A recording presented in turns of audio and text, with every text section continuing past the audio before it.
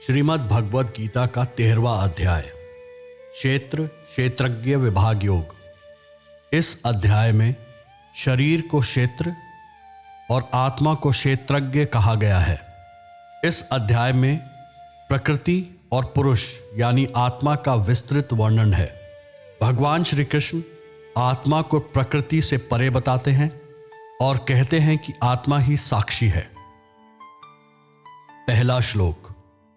श्री भगवान बोले, हे अर्जुन, यह शरीर क्षेत्र इस नाम से कहा जाता है और इसको जो जानता है उसको क्षेत्रज्ञ इस नाम से उनके तत्व को जानने वाले ज्ञानीजन कहते हैं।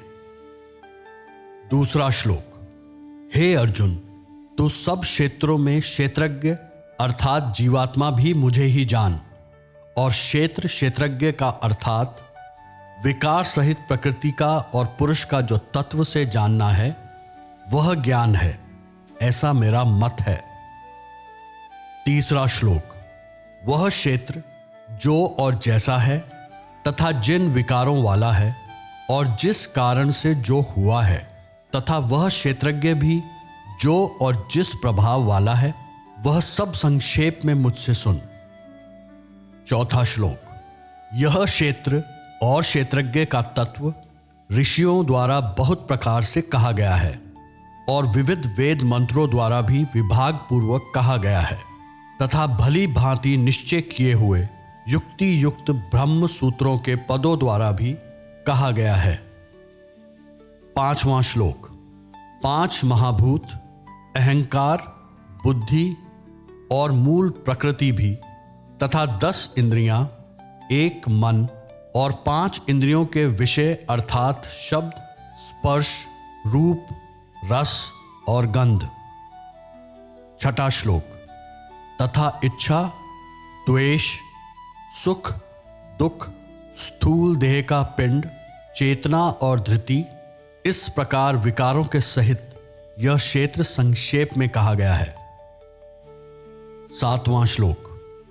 श्रेष्ठता के अभिमान का अभाव, दंभाचरण का अभाव, किसी भी प्राणी को किसी प्रकार भी न सताना, क्षमा भाव, मन वाणी आदि की सरलता, श्रद्धा भक्ति सहित गुरु की सेवा, बाहर भीतर की शुद्धि, अंतःकरण की स्थिरता और मन इंद्रियों सहित शरीर का निग्रह।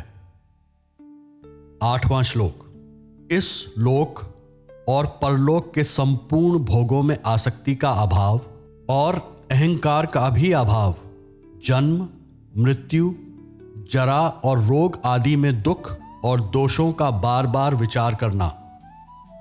9वां श्लोक।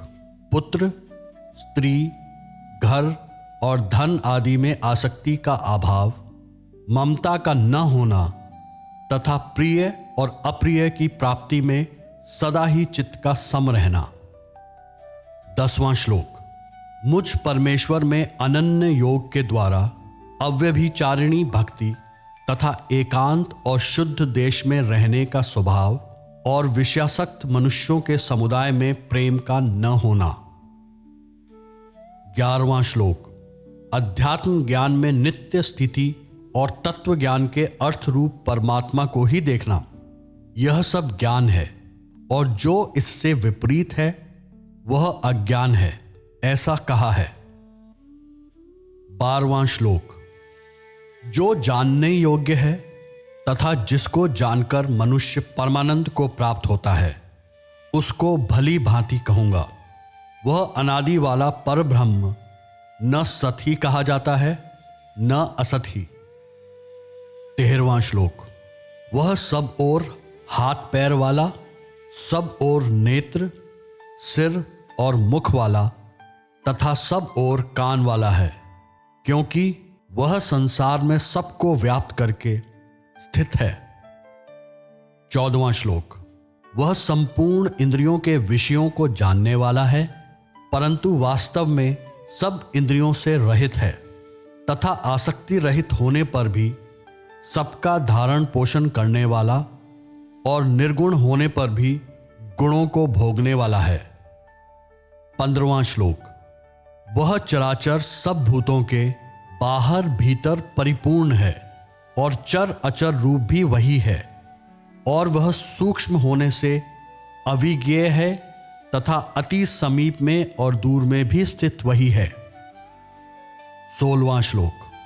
वह परमात्मा विभाग रहित एक रूप से आकाश के सदृश परिपूर्ण होने पर भी चराचर संपूर्ण भूतों में विभक्त सा स्थित प्रतीत होता है, तथा वह जानने योग परमात्मा विष्णु रूप से भूतों का धारण पोषण करने वाला और रुद्र रूप से संहार करने वाला तथा ब्रह्म रूप से सबको उत्पन्न करने वाला है। 17वां श्लोक। वह पर ब्रह्म ज्योतियों का भी ज्योति एवं माया से अत्यंत परे कहा जाता है। वह परमात्मा बोध स्वरूप, जानने के योग्य एवं तत्व ज्ञान से प्राप्त करने योग्य है और सबके हृदय विशेष रूप स्थित है। 18वां श्लोक। इस प्रकार क्षेत्र तथा ज्ञान और जानने योग परमात्मा का स्वरूप संक्षेप से कहा गया। मेरा भक्त इसको तत्व से जानकर मेरे स्वरूप को प्राप्त होता है। 19वां श्लोक। प्रकृति और पुरुष इन दोनों को ही तू अनादि जान, और राग द्वेषादि विकारों को तथा त्रिगुणात्मक संपूर्ण पदार्थों को भी प्रकृति से ही उत्पन्न जान। 20वां श्लोक।